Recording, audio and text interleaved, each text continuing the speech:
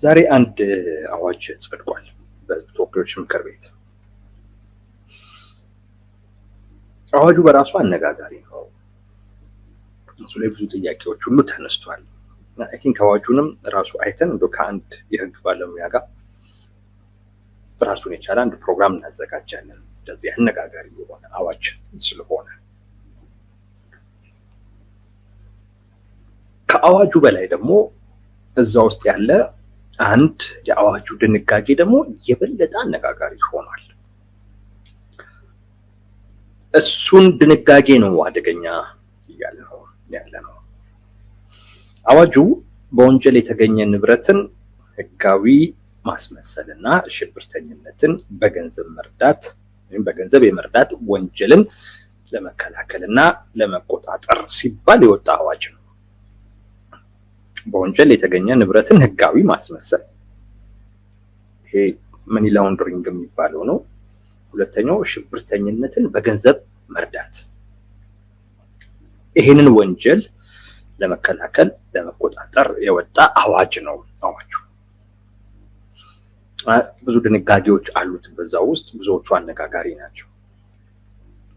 አንዱ ግን በወንጀል የተገኘ ንብረት ህጋዊ ማስመሰልና ሽብርተኝነትን በገንዘብ መርዳትን የሚመረምር ሰው በምርመራ ወቅት ከአቅሙ በላይ በሆነ ምክንያት ከግድያ ውጪ የትኛውንም አይነት ወንጀል ቢፈጽም ተጠያቂ አይሆንም የሚል ድንጋጌ አለው።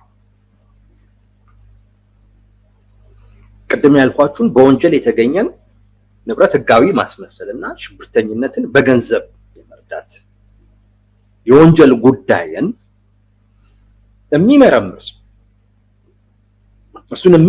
ሰው ከአቅም በላይ በሆነ ምክንያት እስካልገደለ ጊዜ ድረስ ከዛ በታች የሆኑ ወንጀሎችን ወንጀል ቢፈጽም ማለት ነው። አዋጁ እንደዛ ነው የሚለው። ከግድያ በታች የሆነ ወንጀል ቢፈጽም አይጠየቅም። አንዱ ምክር ቤት ውስጥም የተነሳው ጥያቄ ይሄ ነው። ምን ማለት ነው? ወንጀል ቢፈጽም አይጠየቅም ማለት ወንጀል ፈጽሞ እንዴት አይጠየቅም የሚል አንድ በጣም ተገቢ የሆነ ጥያቄ ነው የተነሳው።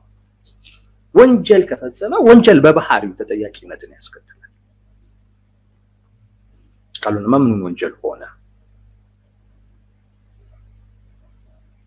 እና ወንጀል ከግድያ ያነሰ ወንጀል እስካልገደለ ጊዜ ድረስ ወንጀል ቢፈጽም ተጠያቂ አይሆንም። እና ይሄ መርማሪ ኖርማል መርማሪ ሳይሆን ልክ ይሄ መደበኛ ወንጀሎችን የሚመረምረው እኛ የለመድነው አይነት መርማሪ ሳይሆን አንደርከቨር ኢንቨስቲጌተር የሚባል ነው። ወይንም አንደርከቨር ኢንቨስቲጌሽን የሚባለውን እሱን የሚሰራ ሰው ማለት ነው። እና ልዩ ምርመራ ነው። በሽፋን ነው የሚለው እዛ ላይ በሽፋን ስር የሚደረግ ምርመራ እሱን የሚያስፈጽመው ሰው ማለት ነው። ከግድያ እስካልገደለ ጊዜ ድረስ በወንጀል ነው የሚጠየቀው።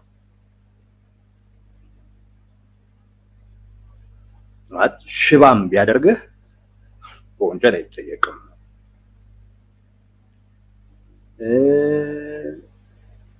ለአመታት ኮማ ውስጥ የሚከት አይነት ጉዳት ቢያደርስብህ በወንጀል አይጠየቅም እንደማለት ነው። የእድሜ ልክ የአካል ጉዳተኛ ሙሉ ቢያደርግህ ኦልሬዲ አልሞትክም አይጠየቅም እንደማለት ነው። ማለት ይሄ በሽፋን ስር ምርመራ የሚያደርግ ሰው አታቆም። በሽፋን ነው ምርመራ የሚያደርገው።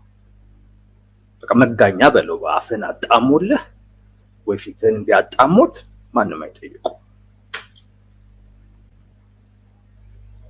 እና ይሄ ድንጋጌ ጸደቀ። ልዩ መርማሪ ነው። እስካልገደለ ጊዜ ድረስ ምንም ወንጀል ቢሰራም አይጠየቅም። ኢቭን ቢገልህም ማለት በቃ እሱ ላይ ፍትህ ተረጋግጦ አንተ አታይም ማለት ነው። አታይም። ምክንያቱም እሱን ሊያስጠይቀው የሚችለው ወንጀል አንተን ሲገልህ ብቻ ነው እና አታይም። ፍትህም ሲረጋገጥ አታይም።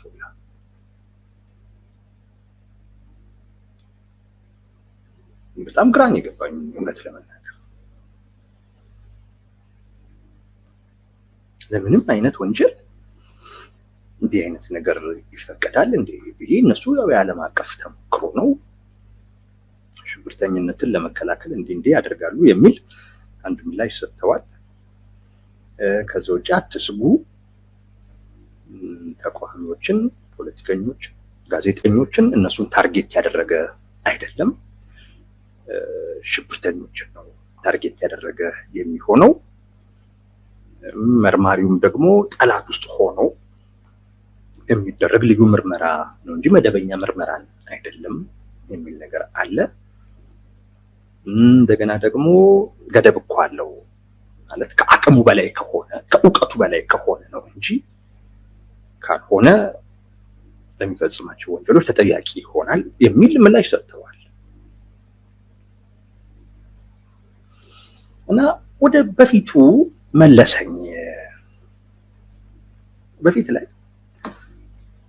በኢህአዴግ ጊዜ እንደዚሁ የጸረ ሽብር አዋጅ ነበረ፣ ብዙዎቻችሁ ታውቁታላችሁ። እኔ በዛ አዋጅም ተከስሼ ስለነበር የክስ ሂደቴንም በዛው በአዋጁ መሰረት ከታተል ስለነበር ትንሽ አዋጁን አውቀዋለሁ። የዛኔ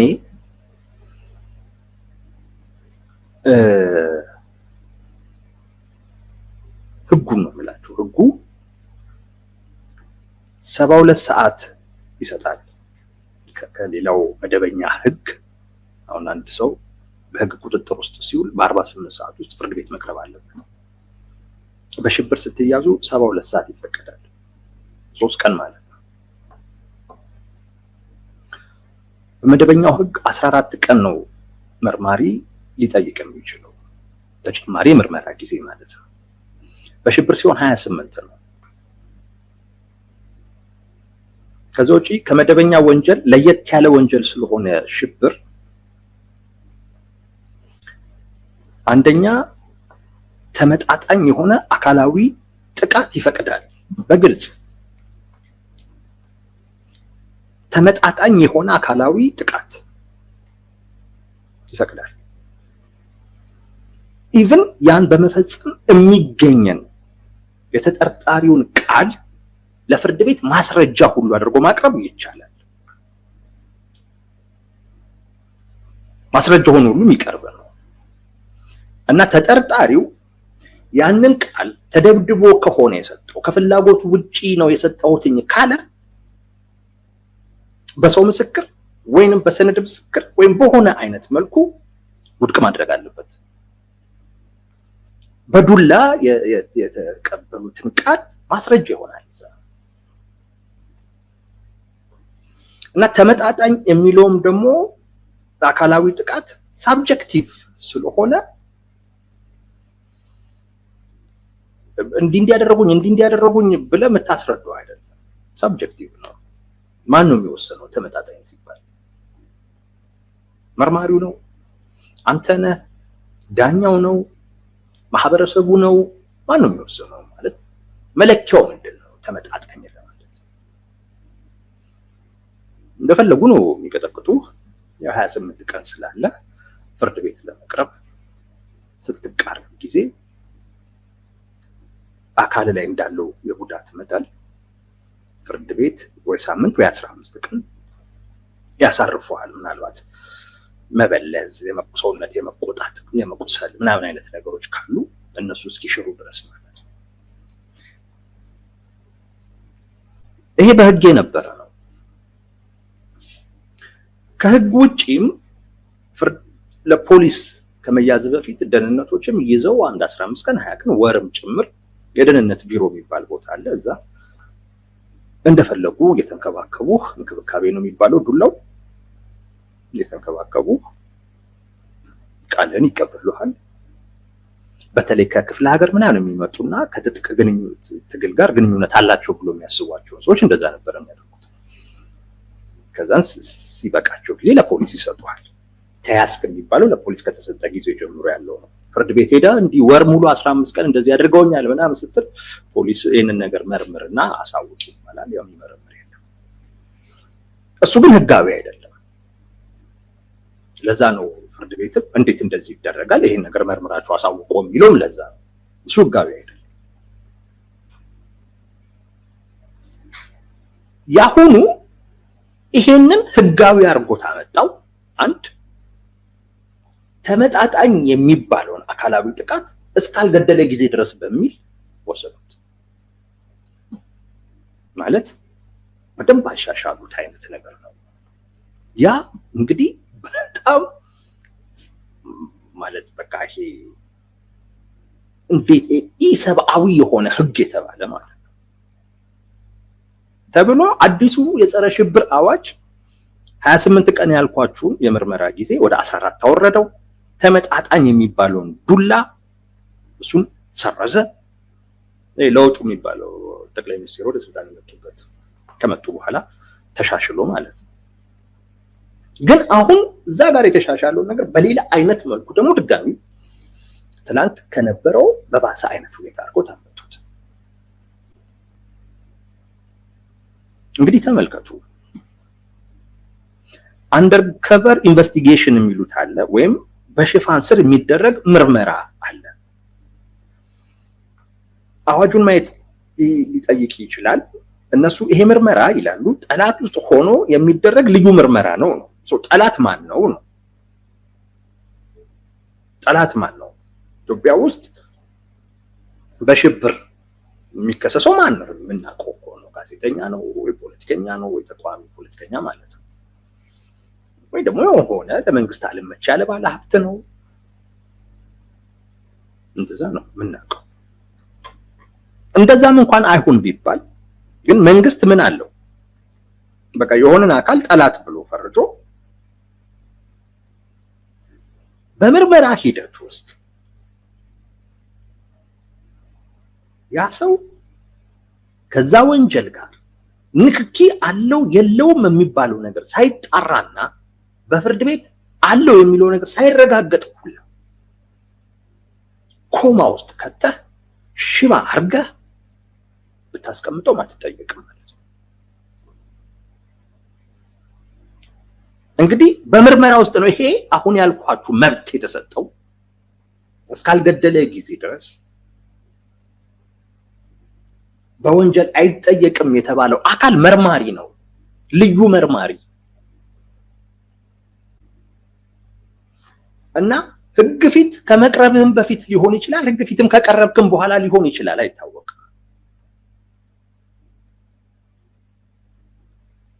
ወስዶ ቅጥቅጦ ወይ በሆነ ነገር አካል ጉዳተኛ አድርጎ ብቻ እንደፈለገ አድርጎ ማለት ነው። አንተ እኮ ምናልባት በፍርድ ቤት ሂደት ነፃ ሙሉ ልትባል ትችላለህ። እሱ ግን በወንጀል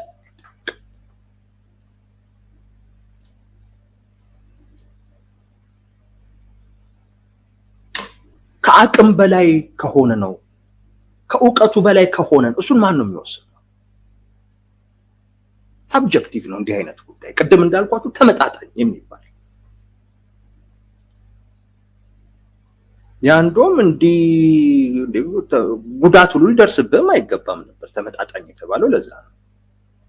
ይሄ ግን እስካልገደለህ ጊዜ ድረስ ነው እና ከአቅሙ በላይ ከእውቀቱ በላይ ስለመሆኑ ማን ነው የሚወስነው? እሱን የሚወስነው አካል ማን ነው? ኢትስ ሳብጀክቲቭ እኮ ነው።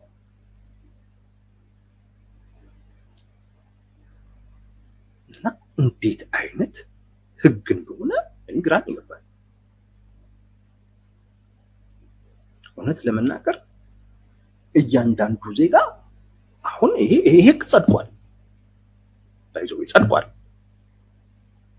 ኢቭን ከመጽደቁ በፊት እያንዳንዱን ዜጋ የሚመለከት ጉዳይ እንዴት መነጋገሪያ እንዳልሆነ ገርሞኛል። እኔ ይሄ እጅግ በጣም አደገኛ ነው። እያንዳንዱ ዜጋ በፍርሃት ውስጥ ነው የሚኖረው፣ በፍርሃት ውስጥ በቃ ከመንግስት ጋር አሉታዊ የሆነ ነገር ውስጥ ከገባ በቃ ስጋት ውስጥ ነህ፣ ስጋት ውስጥ ነህ።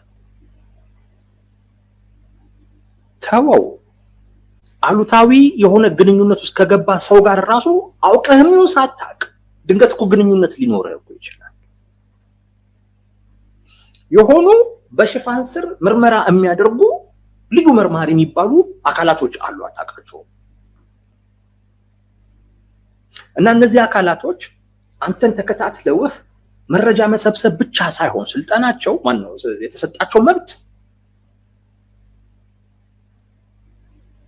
ከአቅሜ በላይ ነው፣ ከእውቀቴ በላይ ነው ባሉ ጊዜ በእነሱ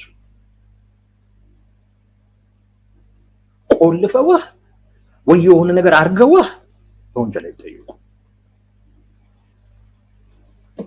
ወዳጄ ራሱ እነዚህ ልዩ መርማሪዎች ፈራጅ እየሆኑ ነው ያሉት። ተከታትለው መረጃ መሰብሰብ ብቻ ሳይሆን ሊወስኑብህ ይችላል።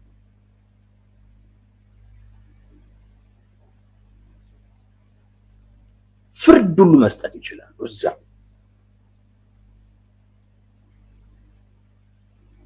ምንድነው የዜጎች ዋስትና? ምንድነው? ጠረጠርኩት ከከሌ ጋር ግንኙነት አለው ቢል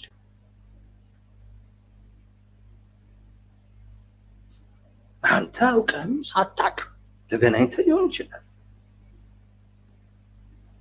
እንደምናውቀው መንግስትን ከሰህ ደግሞ አታሸንፍም። ኢትዮጵያ ውስጥ እንደምታያቸው ናቸው መንግስት ህግ እናስከብራለን የሚሉ አካላቶች እንኳን እንደዚህ አይነት ያልተገደበ መብት ሰጥታቸው እግር ለማንሳት እና በጥፊ ለማለት እድሜህን የማያዩ ጾታህን የማያዩ አቅምህን የማያገናዝቡ በያዙት ዱላ ሲመቱ ይሞታል አይሞትም ብለው የማያስቡ አሮጊት ነች፣ ሽማግሌ ነው፣ ወጣት ነው፣ ህፃን ነው፣ ይሄንን የማያስቡ እንደመጣላቸው የሚማቱ ናቸው። አንድን ሰው ይዘው ወደ ህግ ከማቅረብ ይልቅ መማታት የሚቀናቸው ናቸው። ሰው ፊት ነው የሚማቱት።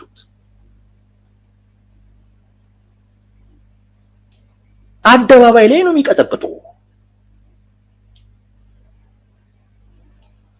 እንኳን አጥፍተህ አይደለም መንገድ ላይ ሽንኩርት ዘረጋህ ብለው ነው የሚቀጠቅጡ። አንሳ ማለት በቂ ሆኖ ግን ከዛ በላይ ናቸው እነሱ።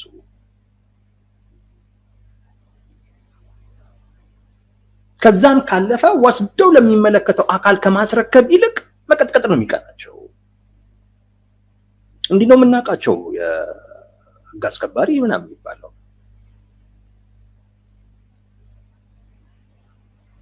አሁን ግን የሆነ በቃ ልዩ መርማሪ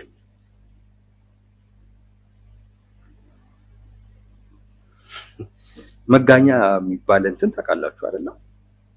ያጣሙ የሚያስቀር ከነርቭ ጋር የተያያዘ አታየው ማለት ነው። አትከሰው አይገልም፣ ግን አጣሙ ቁጭ ያደርጋል። እንደዛ አይነት ሰዎች ደግሞ አሁን አሉ እየተባለ ኦፍ ኮርስ ደህንነት የሚባል አለ የሚከታተል። ይመታኛል፣ ቢመታኝም ምናልባት አይመታኝም ብለህ ታምናለህ። ምክንያቱም የመምታት ስልጣን የለውም። ቢያንስ በህግ ነው ሊቀጠቅጥ ይችላል እኮ፣ ግን በህግ የተሰጡ ስልጣን የለም። ቢያንስ ከሷለው ምናምን ትላለህ፣ እሱም ስልጣኔ ነው ብሎ እንትን አይልህም። ይሄ ግን በቃ ልዩ መርማሪ የሚባሉ አሉ። ቀጥቅጠው ምን ብለው አይጠየቁም። ከአቅሙ በላይ ነኝ ከእውቀቱ በላይ ሆኜ አይደለም ከአቅሙ በታች ነኝ እያልክ ልትከራከር እንደማችል ግልጽ ነው። ያን የሚወስነው ማን ነው? አንተ ነህ? እሱ ነው? ዳኛ ነው? ምንድን ነው መለኪያው? ከአቅም በላይ ከእውቀቱ በላይ ምንድን ነው መለኪያው?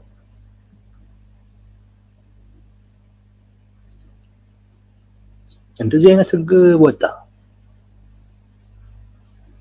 እንዲህ አይነት አዋጅ ጸደቀ። ኢትዮጵያ ውስጥ በሽብር ማን እንደሚታሰር የሚታወቅ ነው።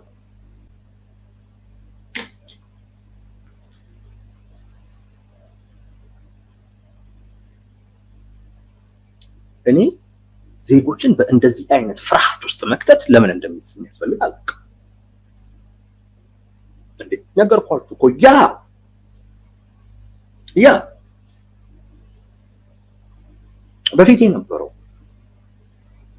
ኢሰብአዊኒ በቃ ተብሎ እኮ የተቀየረ የተሻሻለ እኮ እንዴት ማለት በቃ ተመጣጣኝ ነው። ቀጥቅጦ ቶርች አድርጎ በቃ ተመጣጣኝ ነው። እሱ ነው እንዳልኩ ነው። 28 ቀን አለው። 15 ቀን ቢቀጠቅጥህ 15 ቀን ታገግማለህ። ፍርድ ቤት ትሄዳለህ፣ ተደበደብኩ ትላለህ። የምታሳየው ነገር የለም፣ ሽሯል። በዛ ቃልህን ወስዶ አስበው ደግሞ 4 ጊዜ መጠየቅ ይችላል። ያ ማለት 3 ወር ለምርመራ ሰጥቶታል። ሰው ይሸነፋል። በዛን ሰዓት ባለው ላይ ትፈርማለህ። እሱን ወስዶ ፍርድ ቤት ማስረጃ ያደርጋል። ከዛስ ተከላከል ትባላለህ። እሱን ማስረጃ ምን ትላለህ? በቃ ሲደበድበኝ የነበረ ትላለህ። ምንድነው ማስረጃ? በቃ አብረውኝ የታሰሩ ሰዎች ማታ ተደብድቤ ስመጣ ያዩ ነበር፣ ሳቃስት ይሰሙ ነበር። አንድ ጊዜ አብጦ እንደውም አሽተውኝ ነበር። ምን ትላለህ? በዛ ለመከላከል ትሞክራለህ። ይሄኛው ግን ይሄ እንደውም አትከላከሉ፣ በቃ ይጠየቅ አርጎ ወስኖበት የአልጋ ቁራኛ አርጎ ያስቀምጣል። እንዴት እንደዚህ አይነት የተለጠጠ መብት ይሰጣል? ዜጎችስ ምንድነው ዋስትናቸው? አሁን ኦኬ እናንተን ተቋሚዎችን አይደለም ጋዜጠኞችን አይደለም ሽብርን የሚረዱ ሰዎችን ነው እኮ። እንደዛ ተብሎ አይደል እንደ ጋዜጠኞች የሚታሰሩት? እንደዛ ተብሎ አይደል እንደ ተቋሚዎች የሚታሰሩት? ዋናው ነገር እኮ ይሄንን መብት ለምንስ ቢሆን ይሰጣል ነው። አንዴ ያ አካል ያንን መብት ካገኘ በኋላ ያን ፓወር ከያዘ በኋላ ማን ላይ ልጠቀመው ማን ላይ አልጠቀመው የሱ ፋንታ ነው የሚሆነው። ገባ? ተገድቦ ካልተሰጠው በስተቀር ተለይቶ ካልተሰጠው በስተቀር ህግ እኮ የሚያስፈልገው እኮ ለዛ እኮ ነው። ከአቅምህ በላይ ከሆነ ከእውቀትህ በላይ ከሆነ ምንም ማድረግ ትችላለህ ብለህ መብት ሰጥተኸው እና ያንን መብት ማንኛውም አካል ላይ ቢጠቀመው እንዴት ልጠይቀው ትችላለህ? አሁን ዜጎች መንግስት አይ እናንተ ላይ እኮ አይደለም ቢልህም አታምንም። እንዴት ታምናለህ? እሱ ነው ወሳኝ ነው። ማን ላይ ልጠቀመው የሚለው ነው እሱ ነው ራሱ። አንተ አይደለህም የምትወስነው። ምንም ማስተማመን የለህም፣ ዋስትና የለህም፣ የህግ ዋስትና የለህም።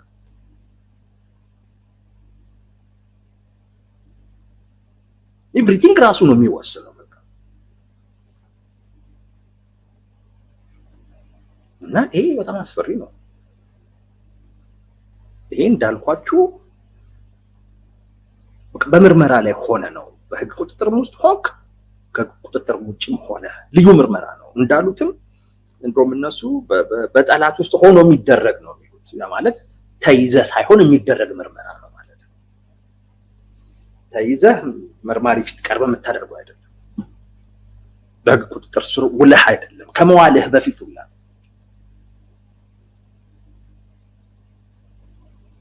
ከመያዝህ በህግ ቁጥጥር ከመዋልህ በፊት የሚደረግ ምርመራ ነው።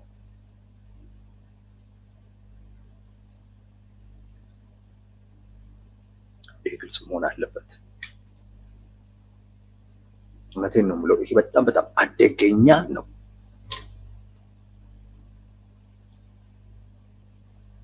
ይሄ ምንም ሽብርን ለመከላከል አይደለም። እስካልገደልክ ጊዜ ድረስ ምንም አይነት ወንጀል ፈጽመህ አትጠየቅም ማለት ይሄ ሽብርን መከላከል አይደለም። ይሄ ወንጀል መከላከል አይደለም እንዴ? ወንጀልን ወንጀል እየሰራህ ተከላከል ማለት ምን ማለት ነው?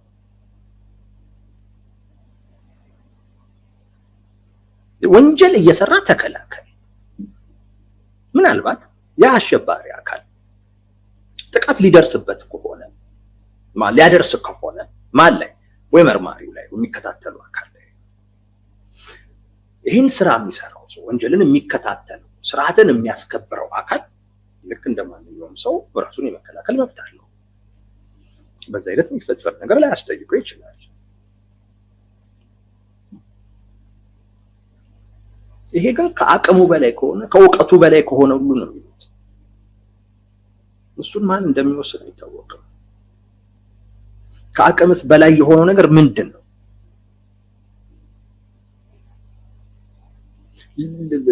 ያ ሽብርተኛው መሳሪያ ይዞ ወይ ሊገለው ሲል ነው? ምንድን ነው ከአቅም በላይ የሆነ ነገር የሚባለው ነገር ምን እንደሆነ አይታወቅም። ጭራሽ ከእውቀቱም በላይ ከሆነ ይባላል። እውቀቱን የሚያውቀው ራሱ። ይሄ ግልጽ መሆን አለበት። መንግስት እንዲህ አይነት ፓወር ሊኖረው አይገባም በፍጹም በፍጹም። በተለይ ኢትዮጵያ ውስጥ እንዴት ስራ ላይ እንደሚውል የምናውቀው ነው። ድሮ የሚባል ነበር፣ ዓለም አቀፍ ተሞክሮ ነው። እንደውም ከዛ አንጻር ሲታይ የኛ ትንሽ ለዘብ ያለ ነው። ሌሎች እኮ ከዚህም በላይ ይፈቅዳሉ፣ ይሄንንም ይላሉ እንደዛው።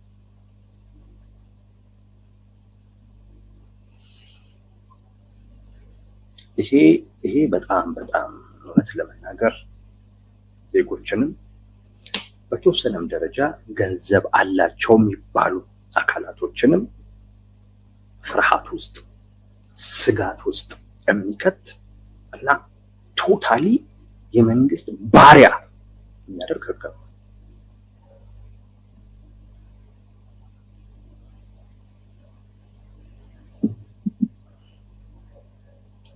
ባሪያ ካልሆናችሁ ይሄ ፓወር አለኝ እያለ ነው መንግስት። በቅርብ ጊዜ ውስጥ ደግሞ ጠቅላይ ሚኒስትሩ 60% ኢትዮጵያ ውስጥ ያለውን ግጭት ስፖንሰር የሚያደርገው ኢትዮጵያዊ ባለሀብት ነው ሲሉ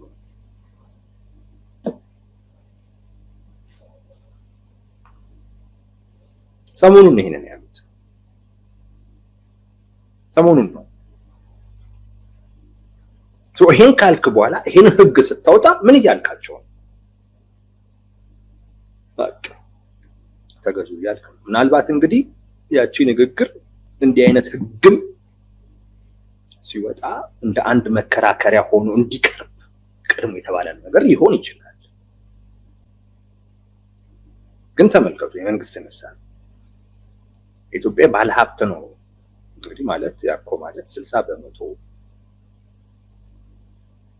ኢትዮጵያ ባለሀብቶች ስፖንሰር የሚያደርጉትን ግጭት አቆምከው ማለት ኦልሞስት ሰላምና መረጋጋት ሴኩር ሆናል ማለት። አሁን እንዳለ ባለሀብቱን በቃ የማሰር ጉዳይ ነው። ስፈልግ በወንጀል የተገኘ ንብረት ነው ይላል። እሱ ደግሞ በነገራችን ላይ ወደ 10 ዓመት ወደኋላ ይሄዳል። 10 ዓመት ወደኋላ ሄዶ የሚሰራ ህግ ነው። ይሄ በወንጀል የተገኘ ንብረትን ህጋዊ ማስመሰል ይባላል። ሽብርተኝነትን በገንዘብ መርዳት እንዴትም የሚተገኝ ለምሳሌ አሁን ፋኖ ሽብርተኛ አይደለም። ፋኖን ግን መደገፍ በሽብር ያስከስሳል። የተከሰሱ ልጆች አሉ።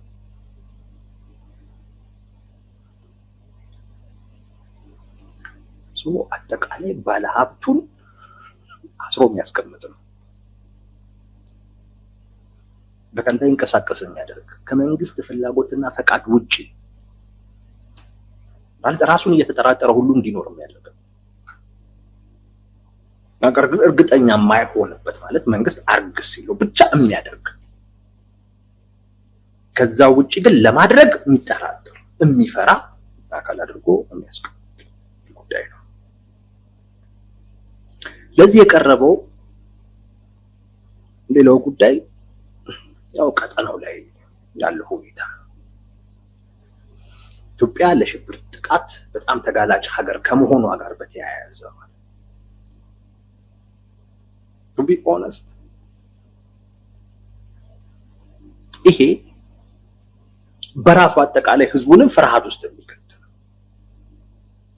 ማለት በምን ያህል መጠን የሽብር ስጋት ቢኖርብን ነው እንዲህ አይነት ህግ ይወጣው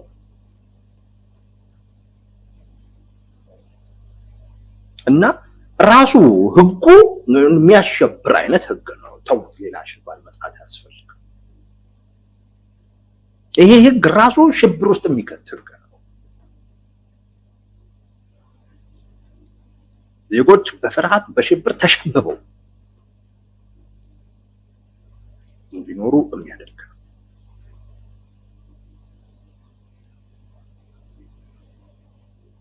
ይሄ ጥሩ አይመስለኝም።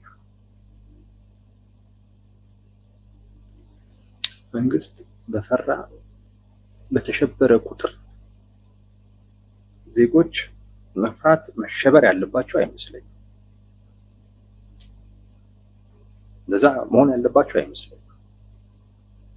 የራሱን ችግር ራሱ መፍታት ነው።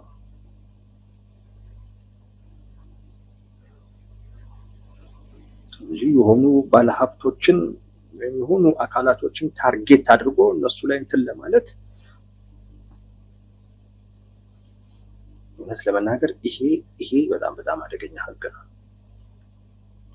ማብራሪያ የሚፈልግ ጉዳይ ነው፣ ግን የሚኖረውም አይመስልም። ምን ብለህ ታብራራዋለህ? እስካልገደለ ድረስ በወንጀል አያስጠይቅም። ይሄ እኮ ማለት እስካልገደልኳችሁ ጊዜ ድረስ ምንም ባደረጋችሁ መብቴ ነው እንደማለት ነው። ምን ያደርጋል ታዲያ ፍርድ ቤት? ምን ያደርጋል? አሁን እነዚህን ወንጀሎችን ለማየት ፍርድ ቤት ይቋቋማል? ራሱ ይሄ ልዩ የተባለው መርማሪ እኮ ፍርድ ሰጪ እኮ ነው።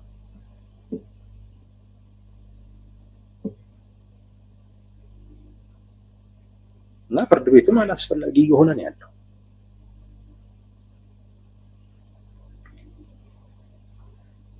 ይሄ ለምን ዝም አላችሁኝ ነው እውነት ለመናገር። ይሄ በቃ ዜጎችን መፈታተን ነው።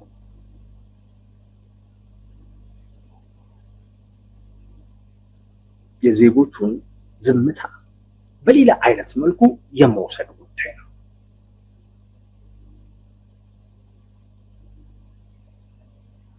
ይሄ ራስን ጥልፎ መጣል፣ ራስ ላይ ሸምቀቆ ማስገባት ነው። ከትላንቱ መማር ጥሩ ነው። ብዙ አረቀ 7 ዓመት ነው። ብዙ አልቆያችሁም። እናንተ ብዙ አልቆያችሁም። ስለዛ ጸረ ሽብር አዋጅ ስትሉት የነበረውን ነገር መርሳት የለባችሁም። በዚህ ውስጥ እሱን የጸረ ሽብር አዋጅ ጠቅሳችሁ ነው እኛ ነበርን አሸባሪ ያላችሁት። ማሳያ ሲባል ያን የጸረ ሽብር አዋጅ ነበር፣ አሸባሪው መንግስት ነበር ለማለት የተጠቀማችሁት።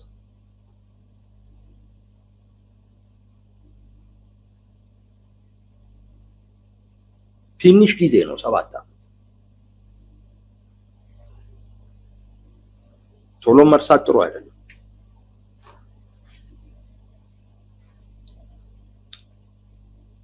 በዚህ ፍጥነት ከነበረው በባሰ አይነት መልኩ ራስን መግለጥ ጥሩ አይደለም። እነዚህ ነገሮች አይደረጉም ነበር እያሉ አይደለም፣ ይደረጉ ነበር።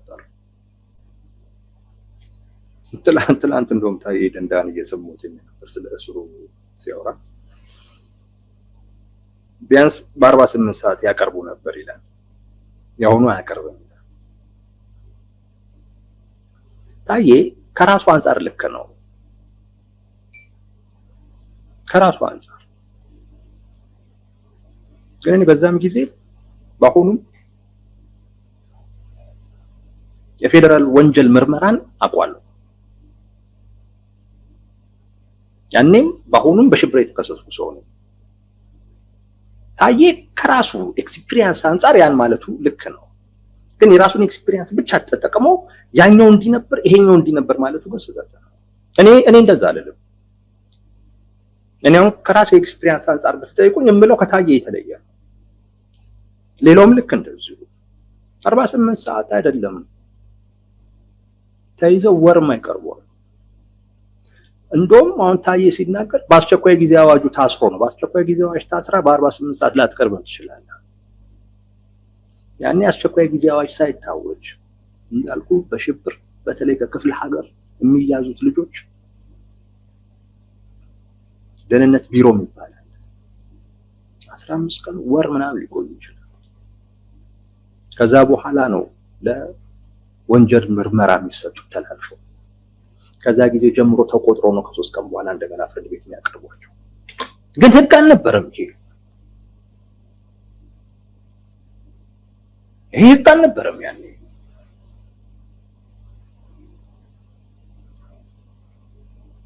የህግ ስልጣን ኖሯቸው የሚያደርጉት አልነበረም። አሁን ህግ ሆነ።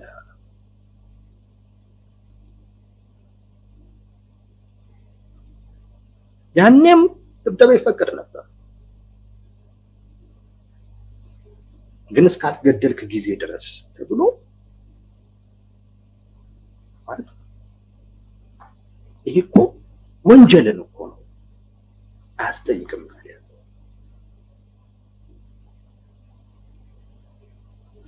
ያ መንግስትን አሸባሪ ያደርገው ከነበረ ያ ጸረ ሽብር አዋጅ በወቅቱ የነበረውን መንግስት አሸባሪ ካደረገው ይሄ እናንተን ከዛ በላይ ያደርጋችኋል።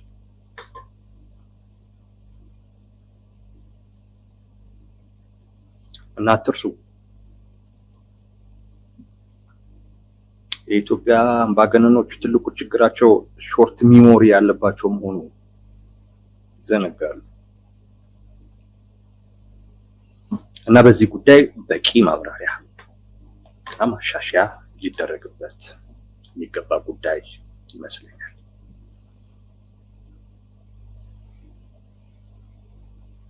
እንደዚህ አይነት ድንጋጌ ለማስገባት ወይም ደግሞ ለማካተት የሚያበቃ ሀገራዊም ቀጠናዊም ሁኔታም የለም። እውነት ለመናገር የራስ ፍላጎት ካልሆነ በስተቀር ባለሀብቱን እና ተቋሚዎች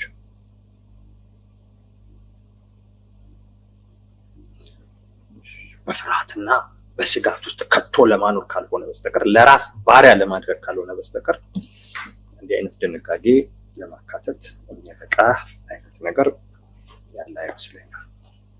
ወንጀልን ከተጠያቂነት ነፃ የሚያደርግ ማለት በቃ የተወሰኑ ሰዎች አሉ በወንጀል የማይጠየቁ ወንጀል ቢሰሩ የማይጠየቁ ወንጀል ለመስራት ሰርቲፋይድ የሆኑ ሰዎች አሉ። እስካልገደሉ ጊዜ ድረስ 10 ዓመት ኮማ ውስጥ የሚያስገባ ነገር እንኳን ቢፈጽሙ አላህ አልሞትክም አይጠየቁም። የእድሜ ልክ ያቃል የአልጋ ቁራኛ ቢያደርጉም አይጠየቁም።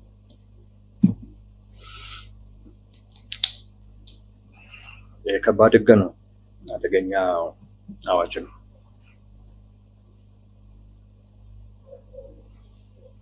እና እንዳልኳችሁ ነው ሾርት ሚሞሪ መሆን ጥሩ አይደለም። አትርሱ። ኢህአዴግም እንደዚህ ያደርገው ነበር። ያ ነው ዝም ብሎ የነበረን ህዝብ በኋላ ላይመለስ እንዲነሳ ያደረገው። ያ ክፍተቱ ነው። እናንተም እንደ ቀዳዳ ተጠቅማችሁበት ከላያችሁ ላይ የነበረውን አንዱን ያልወደዳችሁትን አካል አንስታችሁ ያውን እዛ አመፀኛ ያደረጋችሁት እና አትርሱ ለማለት ነው።